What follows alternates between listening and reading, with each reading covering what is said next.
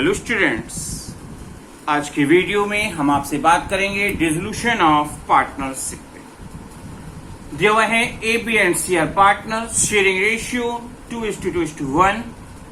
They agree to dissolve the firm and the balance sheet on that date was as follows.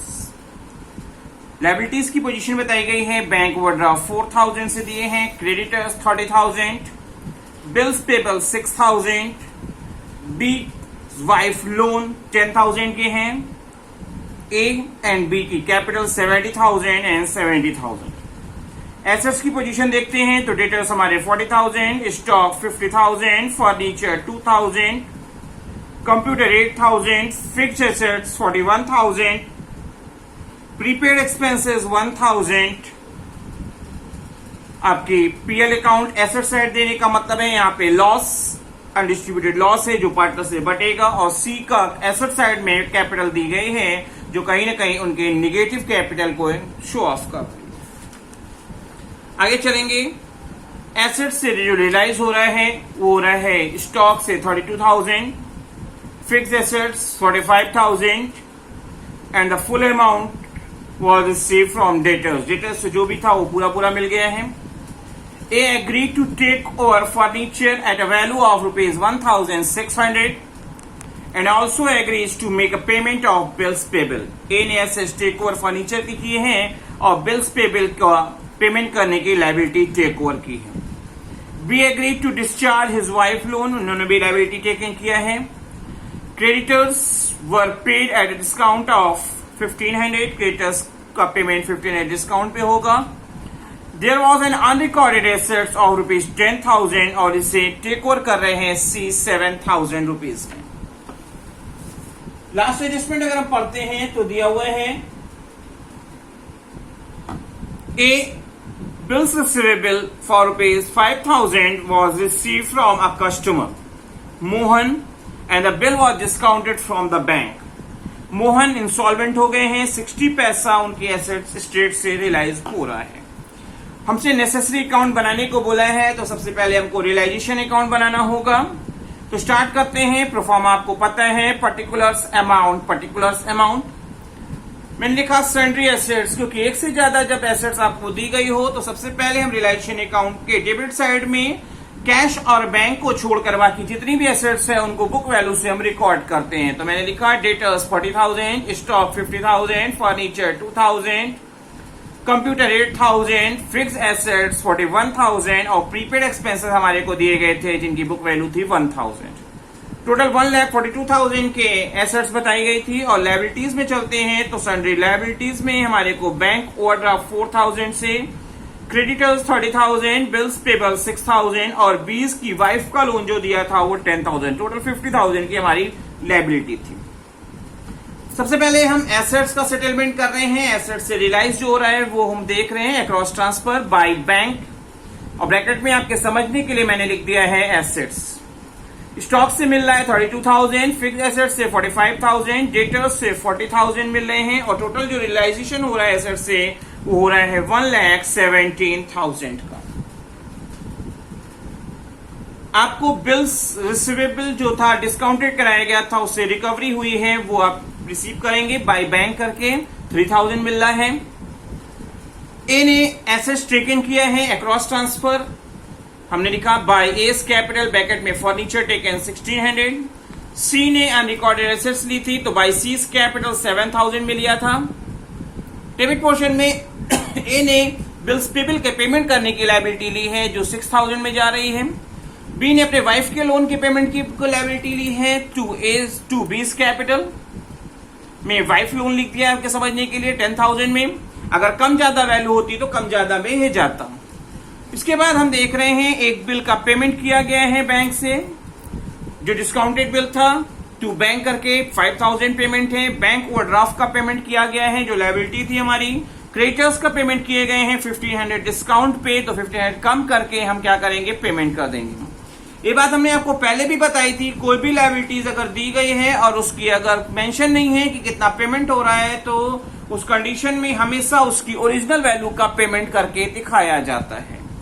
और हम देख रहे हैं कि हमारे डेबिट साइड का टोटल ज्यादा आ रहे हैं, और जब डेबिट का टोटल ज्यादा होता है तो उस कंडीशन में फर्म को लॉस होता है, जिसे पार्टनर्स के कैपिटल अकाउंट में उनके रेशियो में ट्रांसफर कर दिया जा रहा है। और हम लिख रहे हैं by loss transferred to A capital, B capital and C capital. A को मिलेगा 6760, बी को मिलेंगे 6760 एंड सी के जो हिस्से में आएगा वो आएगा 3380। इसके बाद हम बनाएंगे पार्टनर्स कैपिटल अकाउंट। इसके बाद हम बना रहे हैं पार्टनर्स कैपिटल अकाउंट। तो स्टार्ट करेंगे, सबसे पहले आपको प्रोफार्मा बनाना होगा। हमने बनाया पर्टिकुलर्स पार्टनर के नाम से अमाउंट के कॉलम एबीसी, पर्टिकुलर्स एबीसी के अमाउंट के कॉलम। तो स्टार्ट कर रहे हैं, पहले क्रेडिट साइड से स्टार्टिंग की जाती है, और आपको पता है कि जो पार्टनर्स कैपिटल अकाउंट बनाया जाता है उसके क्रेडिट साइड में वो आइटम रिकॉर्ड किए जाते हैं जो पार्टनर की फंड वैल्यू को रेज करते हैं, और डेबिट में हम वो आइटम रिकॉर्ड करते हैं जो पार्टनर की फंड वैल्यू को रिड्यूस करते हैं। तो स्टार्ट कर रहे हैं, ओपनिंग कैपिटल ए और बी की जो दी गई थी वो 70,000 दी गई थी, क्रेडिट बैलेंस मतलब लायबिलिटी में दिया गया था, और सी की जो कैपिटल दी गई थी एसेट्स में दी गई थी, जिसे हमने डेबिट साइड में रिकॉर्ड किया है बैलेंस बीडी के नाम से। ए ने लायबिलिटी टेकन किया था, तो जिसे क्रेडिट साइड में रिकॉर्ड किया जाएगा बाय रियलाइजेशन बिल्स पेबल 6000 में। बी ने वाइफ के लोन की लायबिलिटी ली थी, बाय वाइफ्स लोन रियलाइजेशन किया है 10,000 में। फिर क्या है, पीएल अनडिस्ट्रीब्यूटेड दिया हुआ था बैलेंस शीट के एसेट्स में, जिसे बांट दिया जाएगा। ये लॉस था इसलिए डेबिट में आया है, अगर आपके लायबिलिटी साइड दिया होता तो गेन माना जाता, उस कंडीशन में से क्रेडिट साइड में हम ट्रांसफर करते। एसेट्स टेकन किया था ए ने, डेबिट साइड में रिकॉर्ड किया जाएगा। To realisation furniture 1600, to realisation assets taken किए थे सी ने 7000 में। रियलाइजेशन से लॉस हुआ था वो हमने रिकॉर्ड किया है डेबिट में, टू रियलाइजेशन जो भी लॉस आया था।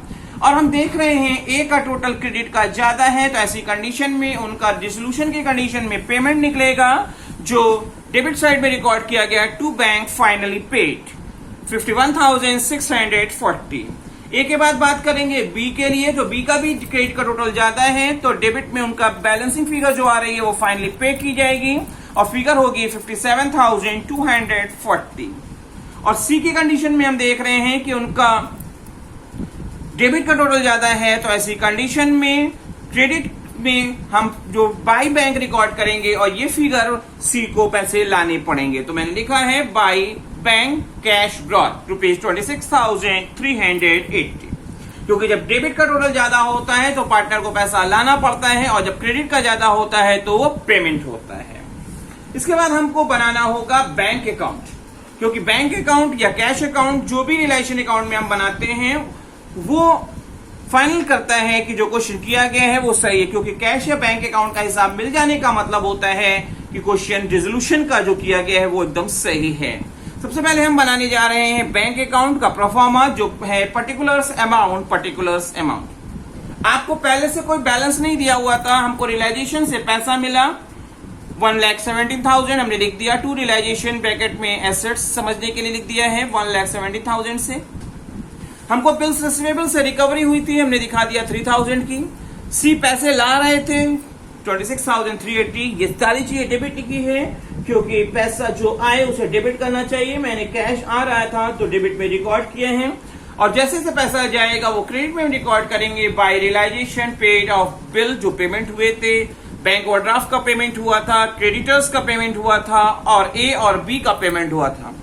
रिसीविंग और पेमेंट सारी चीजों का हम हिसाब देख रहे हैं, और अगर हमारा हिसाब मैच कर रहा है, दोनों साइड का टोटल सेम आ रहा है, तो इसका मतलब हमने जो क्वेश्चन किया है उसमें कोई भी एरर नहीं है। तो हमारा दोनों साइड का टोटल सेम आ रहा है, इसका मतलब हमने डिसोल्यूशन का जो क्वेश्चन किया है वो एकदम सही है।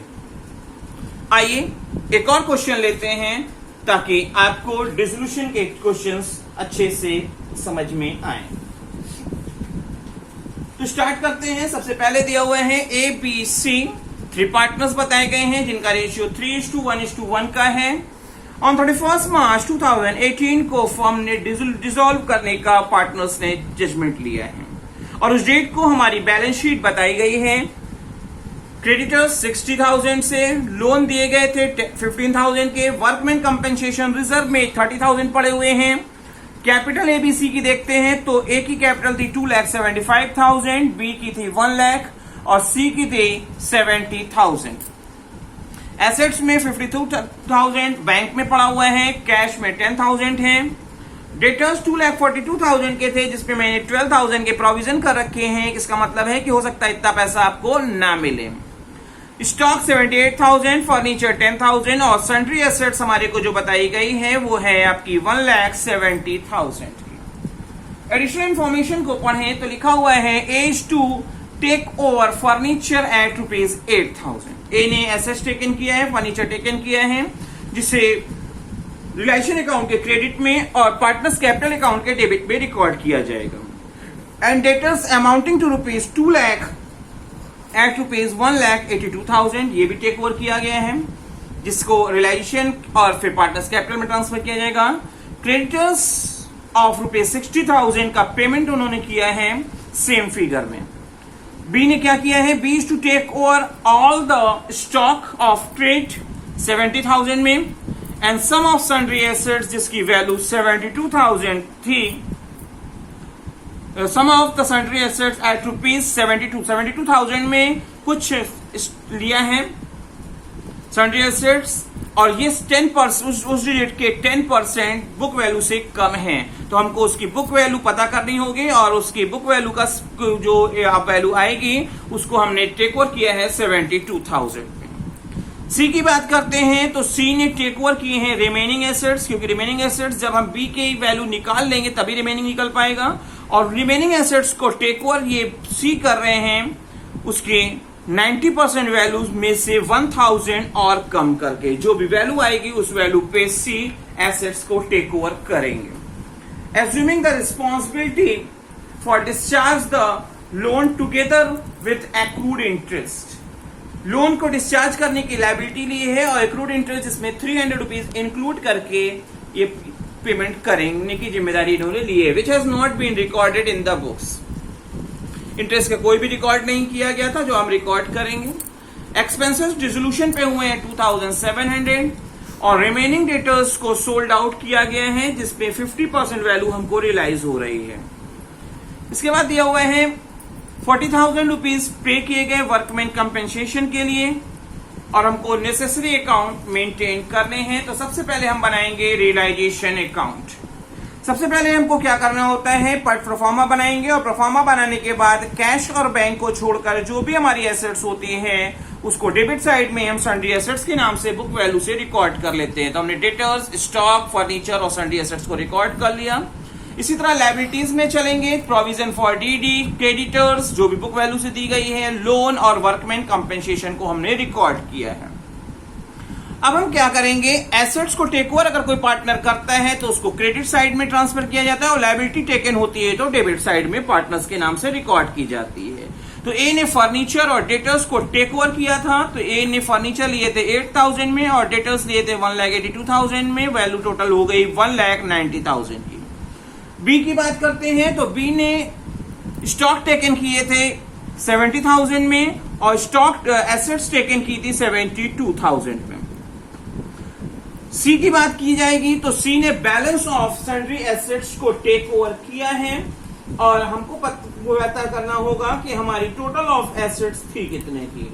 तो पहले हमको देखना होगा कि जो बी टेक ओवर कर रहे हैं वो 90% किसी डेट की वैल्यू का कर रहे हैं, तो बी ने कितने की एसेट्स टेक ओवर की है 72,000 इंटू 100/90 करेंगे, मतलब 80,000 की सन्ड्री एसेट्स को टेक ओवर किया है उन्होंने 72,000 में। रिमेनिंग बची क्योंकि 1,70,000 की थी, रिमेनिंग हमारी होगी आपकी 90,000 की।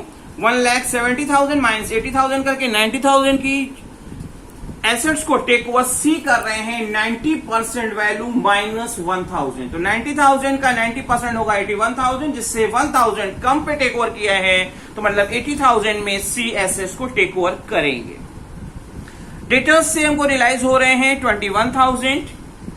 डेटर्स की जो आपको बोला गया है कि बैलेंस ऑफ डेटर्स जो टेक ओवर हो रहे हैं थे उसका 50% वैल्यू पे, क्योंकि 2,42,000 के हमारे डेटर्स थे, जिसमें से 2 लाख के डेटर्स को टेक ओवर ए ने किया है 1,82,000 में, और बैलेंस जो 42,000 के थे उसको 50% में किसी एजेंसी को सोल्ड आउट कर दिया गया है। ए ने क्रेडिटर्स को टेक ओवर किया है जो डेबिट साइड में रिकॉर्ड किया जाएगा। सी ने लोन की लायबिलिटी ली है इंक्लूडिंग इंटरेस्ट, 15,300 का पेमेंट होगा उनको बाद में। एक्सपेंस का पेमेंट किया गया है 2,700। वर्कमैन कंपेंसेशन पे हमारी जो लायबिलिटी हुई है वो हुई है 40,000 जिसका पेमेंट किया जाएगा। हमारे पास 30,000 पड़ा था और 40,000 का हमने पेमेंट किया है। अब हम देख रहे हैं कि हमारे डेबिट साइड का टोटल ज्यादा आ रहे हैं, और जब डेबिट का ज्यादा होता है तो उस कंडीशन में हमारे को लॉस होता है, जिसे हम लोग पार्टनर्स के कैपिटल अकाउंट में ट्रांसफर कर देते हैं। तो मैंने by loss transferred A's capital, B's capital और सी's कैपिटल देखेंगे तो फिगर आएगी 40,800, 13,600 एंड 13,600। आपको एसेट्स की कैलकुलेशन में यहाँ पे जो मैंने वहां पे वर्किंग में ऐसे बताई थी, मैं अब आपको यहाँ कैलकुलेट करके बता दे रहा हूँ, क्योंकि क्वेश्चन में गिवन था कि बी एसेट्स को टेकन कर रहे हैं किसी वैल्यू की एसेट्स को 90% वैल्यू में, और वो वैल्यू है 72,000, ये गिवन लिखा हुआ है। तो उसकी एक्चुअल वैल्यू क्या होगी, 72,000 इंटू 100/90 करेंगे, मतलब 80,000 के एसेट्स का टेक ओवर जो बी कर रहे हैं वो 72,000 में कर रहे हैं। टोटल एसेट्स दी गई थी 1.7 लाख, तो बैलेंस कितनी बची 90,000 की, क्योंकि 80,000 तो बी ने ले ली है 80,000 वैल्यू की। अब इसको 90% वैल्यू पे सी को लेना चाहिए, लिया है -1,000 करके, तो 90% वैल्यू हुई है 81,000, और उसमें से भी 1,000 कम करेंगे तो वैल्यू आएगी 81,000 माइनस 1,000, 80,000 में ये टेक ओवर करेंगे। डेटर्स की कैलकुलेशन बताते हैं, तो डेटर्स थे टोटल 2,42,000 के, जिसमें से गिवन है कि 2 लाख वैल्यू के डेटर्स को टेक ओवर कौन कर रहा है, ए ने 1,82,000 में किया है, तो मतलब डेटर्स 2 लाख के कम हो गए। अब बैलेंस जो डेटर्स बचेंगे वो 42,000 के बचेंगे, जिसको किसी एजेंसी को 50% वैल्यू पे सोल्ड आउट कर दिया गया है। तो फाइनेंस वैल्यू डेटर्स कितने की थी, 42,000 माइनस 42,000 का 50% करेंगे, और हमको जो रियलाइज हुआ था वो हुआ था 21,000। आपको वर्किंग समझ में आई होगी। अब हम बनाएंगे पार्टनर्स का कैपिटल अकाउंट। प्रोफार्मा बना लें। सबसे पहले हमने लिखा बाय बैलेंस बीडी, जो हमारी ओपनिंग कैपिटल थी 2.75 lakh, 1 lakh and 70,000। And liabilities taken आपके ए और सी ने किया था, तो मैंने रिकॉर्ड कर दिया लायबिलिटी टेकन बाय रियलाइजेशन करके 60,000 ए के लिए और सी के लिए 15,300। एसेट्स टेकन हमारे पार्टनर ए बी सी तीनों कर रहे थे, तो ए ने किया था 1,90,000 में, डेबिट में रिकॉर्ड हुआ है, बी ने 1,42,000 में और सी ने 80,000 में एसेट्स टेकन की थी।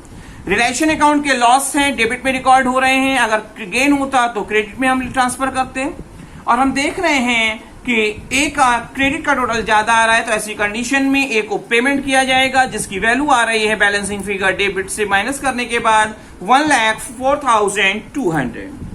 बी की कंडीशन में डेबिट का टोटल ज्यादा है, तो ऐसी कंडीशन में उनको पैसा लाना होगा, और बी जो पैसा ला रहे हैं वो लिखा गया by bank deficit of amount 55,600। और इसी तरह सी की भी चेक कर रहे हैं, तो सी का भी डेबिट का टोटल ज्यादा है, तो डिफरेंस फिगर 8,300 रुपीज हमने रिकॉर्ड किया है by bank deficit of amount 8,300 सी के कॉलम में। इसके बाद हमको बनाना होगा बैंक अकाउंट, क्योंकि बैंक अकाउंट ही रेजोल्यूशन की कंडीशन में फाइनलाइज करता है कि जो क्वेश्चन हुए हैं वो सही है, अदरवाइज उसमें कोई प्रॉब्लम है। तो सबसे पहले हमने प्रोफार्मा बना लिया, और हमको पता है कि हमारे 52,000 का हमारे पास पहले से बैलेंस था, क्योंकि क्वेश्चन में कैश भी दिया हुआ है, तो कैश को मैंने मान लिया उसको बैंक में जमा कर दिया गया होगा, कैश डिपॉजिटेड दिखा दिया है। रियलाइजेशन फ्रॉम डेटर्स 21,000, बी को से जो पैसा आ रहा है 55,600 और सी से आ रहे हैं 8,300। रियलाइजेशन के एक्सपेंसेस हुए हैं 2,700, हमने पेमेंट किया है, पेमेंट साइड रिकॉर्ड कर रहे हैं। वर्कमैन कंपनसेशन में 40,000 के पेमेंट हो रहे हैं, और ए को जो पेमेंट हो रहे हैं वो हो रहे हैं 1,04,200।